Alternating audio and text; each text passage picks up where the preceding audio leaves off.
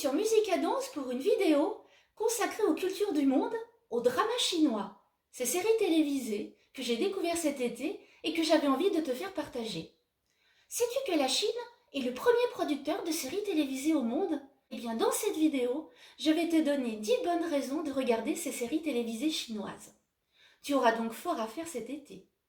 Reste bien jusqu'à la fin, car je vais te donner aussi des exemples de séries télévisées chinoises à regarder.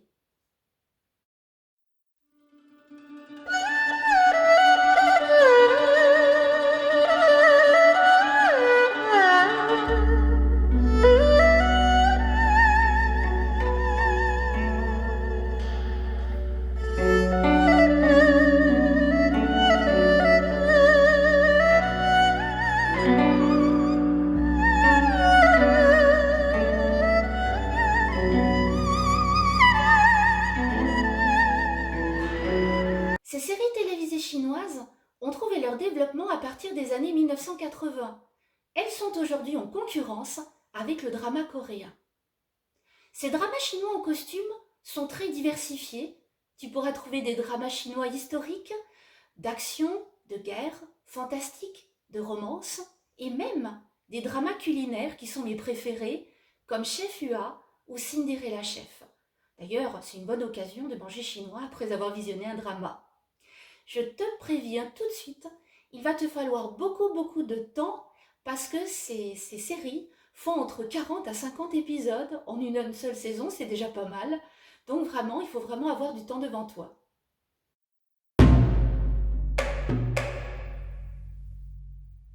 Les histoires se passent dans une Chine traditionnelle, ancienne, imaginaire ou médiévale. Parfois, c'est à l'époque des empereurs Tang, Song ou Ming. Tu pourras y découvrir des paysages ruraux tout à fait magnifiques, avec des villages chinois et même des éléments de la cité interdite. Bref, un dépaysement total.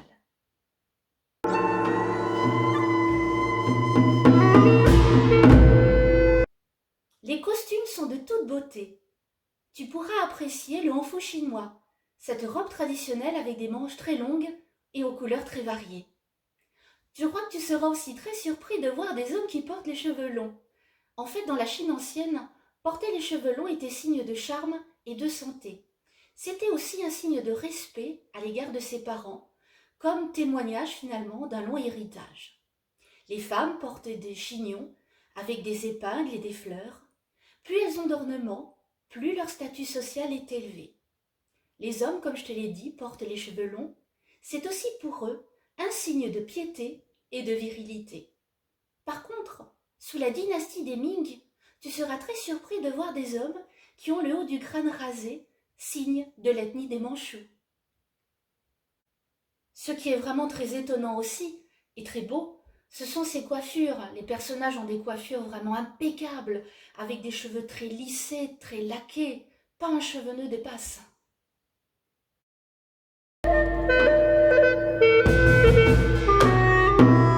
Et que dire du générique, ils sont tout à fait merveilleux. Le générique de début est très important, puisque c'est lui qui va te donner envie de regarder cette série télévisée chinoise. Le générique est donc très travaillé. Tu trouveras des effets visuels, des gros plans sur les personnages, et même des petits extraits de scènes emblématiques de la série. Moi, j'adore le générique. C'est vraiment là où je me dis, j'ai vraiment envie de regarder ou non cette série chinoise.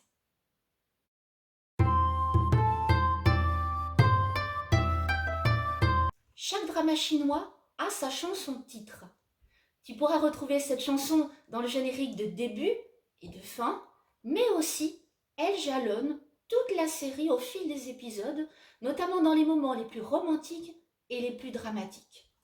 Moi j'aime beaucoup la chanson de Chef Hua chantée par Nico Sun, c'est un chanteur chinois qui l'interprète, mais aussi tu trouveras des chansons titres qui sont même interprétées par les acteurs chinois eux-mêmes, à condition qu'ils aient des prédispositions pour chanter bien sûr. Et tu verras, cette chanson titre va te trotter dans la tête pendant un long moment.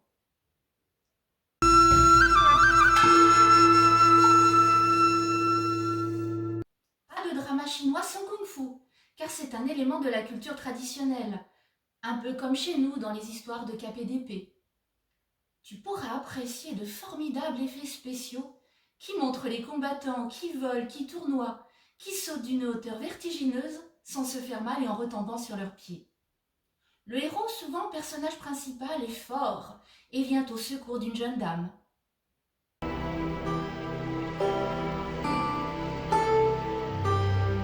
Ce sont des productions culturelles héritées d'une histoire millénaire.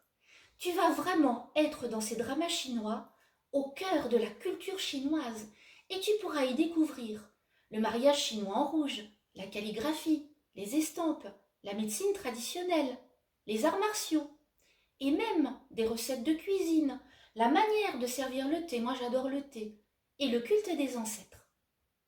Tu seras aussi parfois surpris sur la manière dont les personnages ont des relations, notamment entre époux, ou entre hommes et femmes, ou entre empereurs et concubines.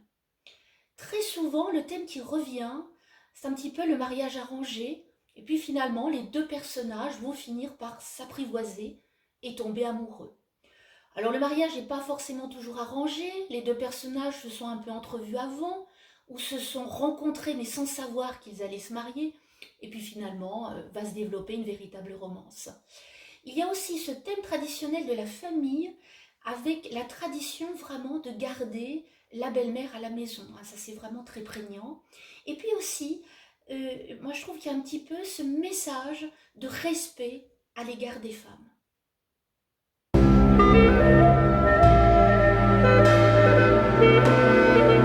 Alors moi, ce que j'adore, ce sont les techniques cinématographiques. Elles sont là pour développer le suspense, l'intérêt, mais aussi l'intensité des émotions.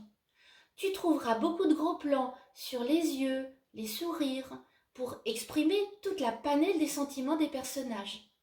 Parfois même, les regards, ces gros plans sur les regards sont là pour exprimer ce que les mots ne peuvent dire. Car en effet, il y a beaucoup de pudeur dans ces dramas chinois. Tu trouveras très peu de baisers ou de scènes de sexe. Mais les émotions sont remarquablement bien développées. Ce qui est tout à fait étonnant aussi, ce sont ces faux arrêts sur image. Quand par exemple il y a deux personnages qui se prennent dans les bras ou qui viennent de se rencontrer et qui se touchent à peine, eh bien ils se regardent, on s'arrête, il y a une sorte de ralenti progressif, comme si les personnages prenaient la pause. Donc voilà, c'est tout à fait surprenant pour nous qui découvrons ces séries.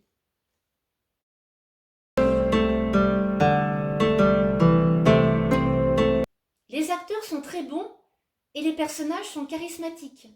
Tu trouveras toute une panoplie de personnages allant de l'empereur chinois à l'impératrice, aux concubines, aux généraux impériaux, aux princes, aux reines et aux villageois. Ces personnages sont amenés à évoluer personnellement au fil des épisodes et même les relations entre les personnages sont amenées aussi à progresser. Bien sûr, comme dans toute série ou dans tout film, tu trouveras les bons et les méchants, mais un accent particulier est mis sur la sagesse, la malice et même l'humour.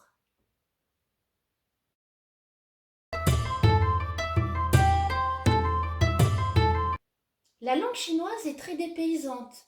D'ailleurs, si tu as de la chance, tu vas pouvoir trouver un drama chinois sous-titré, je te rassure, soit en français, soit en anglais.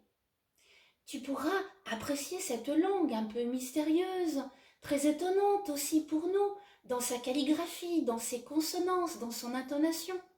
Mais tu sais, la langue c'est très important.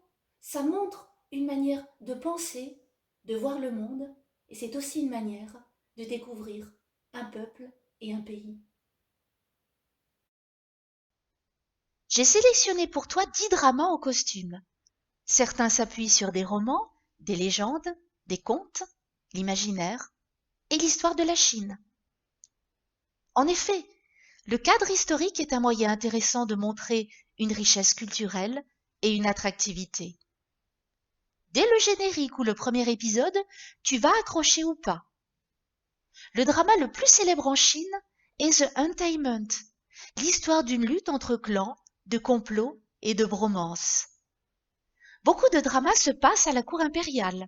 Tu trouveras The Story of Yangtze Palace, une série qui a eu le prix de la meilleure série télévisée au festival du film d'Engdian. Scarlet Heart, est l'histoire d'une jeune fille contemporaine, propulsée au XVIIIe siècle en tant que fille d'un général manchou à la cour. Et elle doit garder ses connaissances du futur secrètes pour ne pas changer le cours de l'histoire. General Lady, avec Tang Min et Wu Xizye, est un mariage arrangé qui tourne à la romance, et c'est d'ailleurs mon préféré. Dans les dramas culinaires, tu pourras admirer les techniques de coupe des aliments et découvrir des recettes chinoises. Mention particulière pour Chef Hua, qui montre l'ascension professionnelle d'une femme qui s'impose dans le monde de la haute gastronomie, avec pour acteur Yang Kai-cheng et pour actrice Tang Min.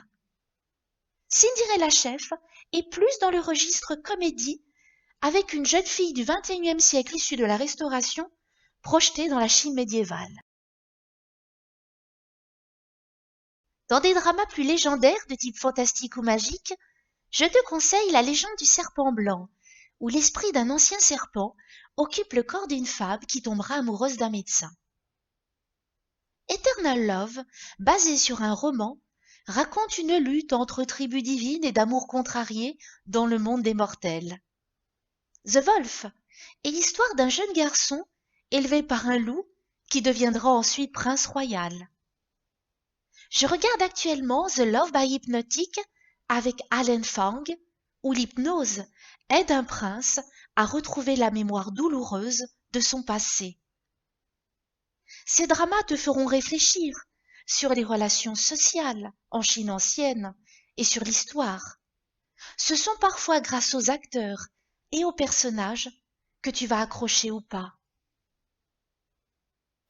Le drama chinois ou le C-drama, comme on dit aujourd'hui, séduit un public de plus en plus international et c'est aussi un outil du soft power chinois. Tu peux visionner tous ces dramas sur Netflix, sur Wiki et particulièrement sur YouTube. N'hésite pas à me dire quel drama chinois que je t'ai conseillé tu as préféré et n'hésite pas aussi à me conseiller d'autres dramas que je pourrais proposer à mes abonnés et à mes visiteurs. J'espère que tu as apprécié cette vidéo, n'hésite pas à liker, à partager et à me laisser tes commentaires. Quant à nous, on se retrouve très bientôt pour une nouvelle vidéo sur Musicadance et pour te saluer à la manière impériale en Chine ancienne,